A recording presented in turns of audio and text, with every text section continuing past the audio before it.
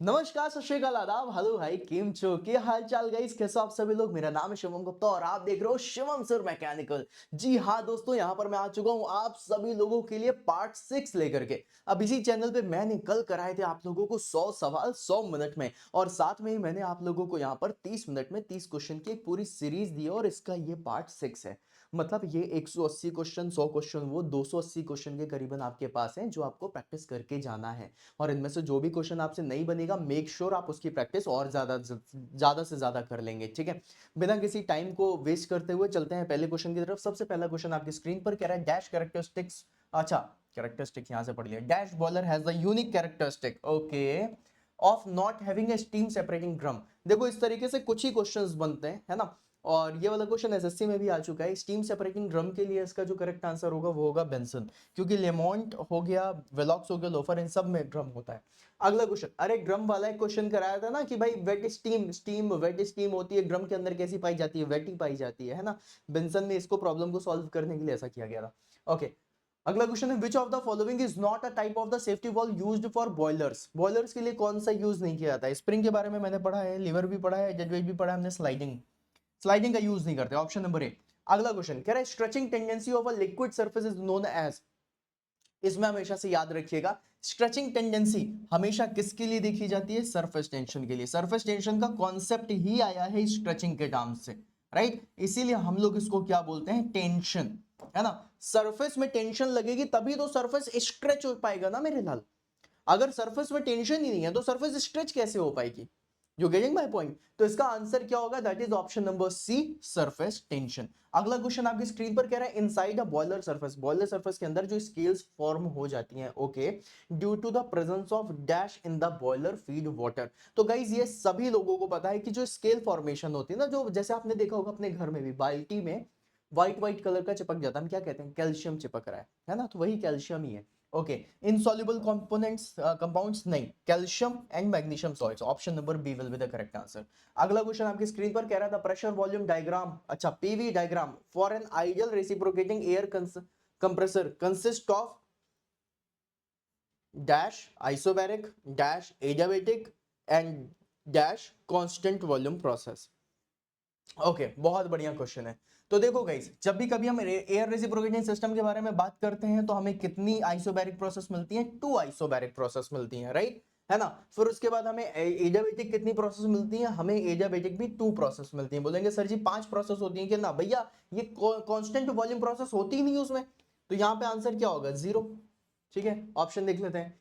2 1 1 काट दो, 1 काट दो, काट दो, अब क्या बचा, 2 से एक ही स्टार्ट हो रहा है, 2 2 0, आंसर ऑप्शन नंबर डी। अगला क्वेश्चन कह रहा है इन लेमिनार फ्लो, लेमिनार फ्लो के अंदर dash can be applied, dash can be applied laminar flow, laminar flow Reynolds number की वैल्यू 2000 से कम, 2000 से कम है मतलब स्मूथ फ्लो है। अगर स्मूथ फ्लो होगा, अगर स्ट्रीमलाइन फ्लो होगा तो हम क्या लगा सकते हैं, स्नेल्स लॉ लगा सकते हैं, नहीं। फ्रेस्नेल लॉ लगा सकते हैं, नहीं। न्यूटन्स लॉ लग सकता है, किरचॉफ्स लॉ भी नहीं लगेगा, आंसर ऑप्शन नंबर सी। अगला क्वेश्चन आपकी स्क्रीन पर ये रहा। क्वेश्चन कह रहा है which of the following forces does not act on the fluid which is at rest. कह रहा है रेस्ट पे रहने पे कौन सा जो आप लोगों का फोर्स है वो नहीं लग सकता। तो देखो रेस्ट पे अगर कोई भी फ्लूइड है तो रेस्ट है, हाँ चलो ठीक है, तो नॉर्मल फोर्सेस लगेंगे, है ना।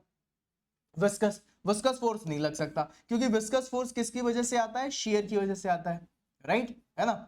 हाइड्रोस्टैटिक लग सकता है क्योंकि ये किसकी वजह से आता है, नॉर्मल की वजह से आता है। ग्रेविटी भी लग सकता है, ये किसकी वजह से आता है, नॉर्मल की वजह से आता है। और सरफेस टेंशन, सरफेस टेंशन भी एक तरीके का नॉर्मल फोर्स है जो कि स्ट्रेचिंग पे यूज होता है। तो इसका आंसर ऑप्शन नंबर ए होगा, ठीक है। ए पर ताला लगा दीजिएगा, that will be the absolutely correct answer. Coming to the next question, next question is saying that a water cooling system consist of a fan used to draw what. भाई simple सी बात है, पंखा क्यों लगाते हो, पंखा क्यों लगाते हो, ठंडा करने के लिए, है ना। अब वाटर कूलिंग सिस्टम है तो ये आपने कहां कहां देखा है, बहुत सारी जगह देखा है। कार में भी आपके फैन लगा होता है, किस लिए लगा होता है। अच्छा, लगा कहां होता है ये बताओ, कार में, रेडिएटर के पास। तो पंखा रेडिएटर के पास क्यों लगा है, रेडिएटर को ठंडा करने के लिए ना, जो वाटर कूलिंग सिस्टम से चल रहा है, राइट, बस यही है ऑप्शन, देख लेना। लुब्रिकेटिंग ऑयल को नहीं, air through the radiator, radiator को ठंडा करना है, इसीलिए हम लोगों ने यहाँ पर किया हुआ है। कूलेंट भी कटर है, वाटर फ्रॉम द पंप नहीं, आंसर ऑप्शन नंबर बी।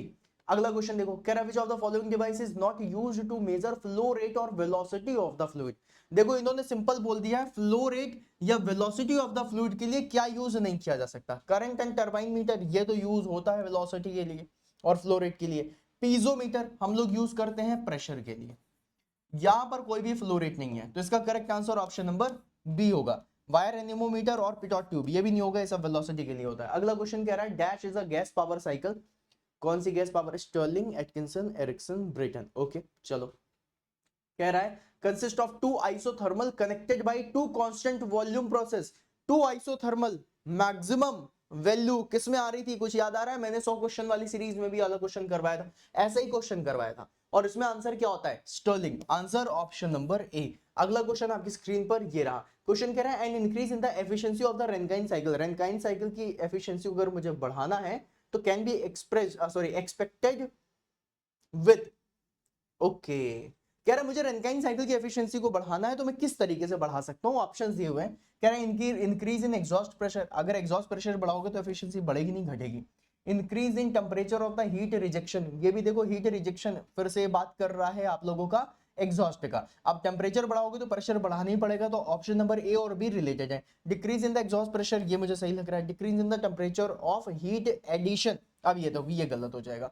देखो अगर इन्होंने डिक्रीज ऑफ यहां पर हीट रिजेक्शन लिख दिया होता तो डी भी सही होता, लेकिन उन्होंने हीट एडिशन लिख दिया। यहां पर correct answer option number C. Coming to the next question, कह रहा है which of the following processes reduces the residual stresses, मतलब internal stresses within the steel structure. Steel structure के अंदर कैसे होता है? तो भैया एक सिंपल सी बात है, तुम्हें क्या करना पड़ता है? Heat treatment. हीट ट्रीटमेंट में भी कौन सी हीट ट्रीटमेंट करनी पड़ेगी मेरे लाल? एनीलिंग करनी पड़ेगी। क्या करना पड़ेगा? एनीलिंग करनी पड़ेगी। एनीलिंग में हार्ड से हार्ड मटेरियल भी त्राहिमाम बोल देता है और सॉफ्ट हो जाता है। सॉफ्ट होगा तो मतलब इंटरनली रेजिडुअल स्ट्रेसेस जो होंगे उसके कम हो जाते हैं।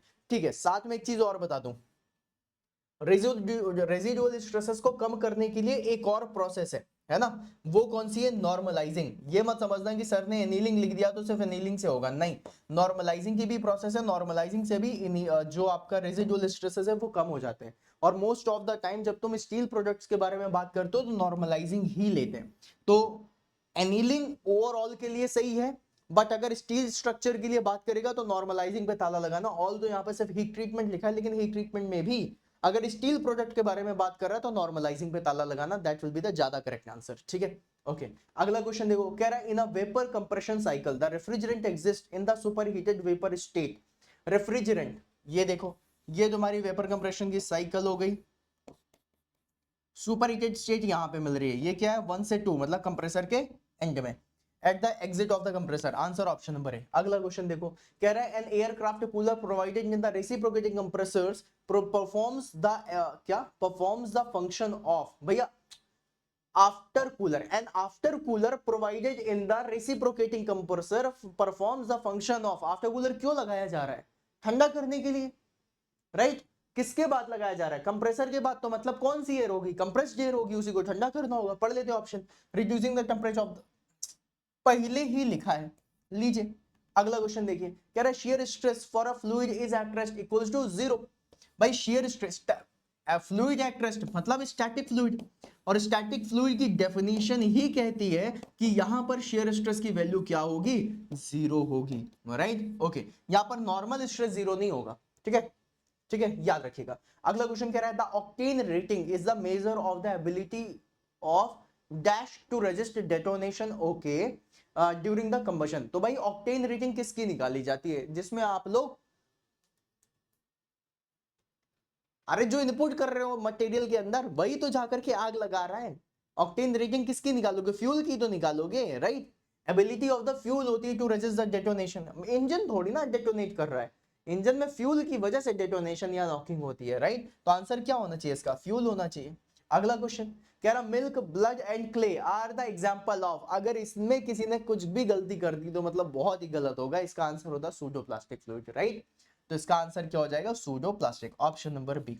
परफेक्ट होगा नहीं, न्यूटोनियन होगा नहीं, आइडियल होगा नहीं, आंसर इसका क्या है? सूडोप्लास्टिक। अच्छा, आप लोगों में से ऐसे बहुत सारे लोग हैं जो ये सोचेंगे कि सर जी ये सूडो प्लास्टिक कैसे निकाल दिया आपने, है ना? तो ये कुछ एग्जांपल्स हैं जब आप लोगों को अलग अलग मटेरियल मिलते हैं, जैसे कि डाइलेटेंट मिल गया, थिक्सोट्रोपिक मिल गया, रियोपेक्टिक मिल गया, सूडो प्लास्टिक मिल गया, है ना, बिंगम प्लास्टिक मिल गया। तो इन सब के अलग अलग तरीके के मटेरियल की डेफिनेशन और अलग अलग वैल्यूज है। यहाँ पर आप लोगों का डिक्रीजिंग कर्व बनता है। अलॉन्ग विद दैट आप लोगों को बता दूं कि ये जो आप लोगों का सूडो प्लास्टिक है, ये आप लोगों का अगर आप फील करो बहुत अच्छे से, अगर आप इस चीज को फील करो, तो सूडोप्लास्टिक का जो कर्व होता है वो नीचे की तरफ जा रहा होता है ना। और अगर आप मिल्क को देखो, ब्लड को देखो या क्ले को देखो, तो इनके साथ भी आपको यही चीज दिखाई देगी कि आफ्टर सम टाइम इनकी चीजें हार्ड होती हुई चली जाएंगे। मिल्क को काफी टाइम के लिए रख दो, देखना हार्ड हो जाएगा, है ना। मिल्क या तो बैठ जाएगा, पनीर बन जाएगा। ब्लड के साथ भी ऐसा ही है, थिक हो जाता है। क्ले के साथ भी ऐसा ही है ना। तो ये सूडो प्लास्टिक पे आ जाते हैं। अगला क्वेश्चन आपकी स्क्रीन पर कह रहा है विच of the following theories is the best applied for the brittle material. ये वाला क्वेश्चन मैंने पहले भी कराया था। Brittle, brittle is weak in tension, right. Brittle material tension में वीक होता है, और जो डक्टाइल मटेरियल है शेयर में वीक होता है। टेंशन में वीक है मतलब टेंशन कब आता है, जब नॉर्मल फोर्सेस लगाते हैं। तो नॉर्मल स्ट्रेस मुझे देखना है, तो कहां पर हो जाएगा, प्रिंसिपल स्ट्रेन थ्योरी हटा दो। कह रहा है शेयर स्ट्रेस काट दो, स्ट्रेन एनर्जी काट दो, प्रिंसिपल स्ट्रेस। ये देखो प्रिंसिपल स्ट्रेस लिखा हुआ है। प्रिंसिपल कौन सा है, नॉर्मल स्ट्रेस की वजह से ही तो प्रिंसिपल आता है। तो आंसर इसका ऑप्शन नंबर डी। अगला क्वेश्चन कह रहा है dash is closely related to a working of hydraulic turbine. Hydraulic turbine से कौन सी चीज है जो डायरेक्टली कनेक्ट हो रही है। तो देखो कि जब भी मैं हाइड्रोलिक टर्बाइन के बारे में बात करूंगा, तो टर्बाइन से आप लोग क्या सीख रहे हो कि भैया यहां पर आप लोग वर्क डन दे रहे हो जिससे आप इलेक्ट्रिसिटी बना रहे हो। तो ये किस चीज का एग्जाम्पल है, ये कहीं ना कहीं आप लोगों को फोर्स लगा, yes, Bragg's law, Newton's law, Faraday's law, Charles law. Simple एक ही चीज दिख रही है मुझे, न्यूटन्स लॉ, वो भी सेकंड का, है ना। चलो अगला क्वेश्चन कह रहा है the upward force on a body immersed in the water because of the fluid surrounding it is known as. भाई बॉयंट फोर्स ही तो कह रहा है, अपवर्ड फोर्स है बॉडी का, जब कब लग रहा है, जब पानी में। तो buoyant force will be the correct answer, option number A. अगला क्वेश्चन कह रहा है that volumetric flow rate of a river water measures directly using what.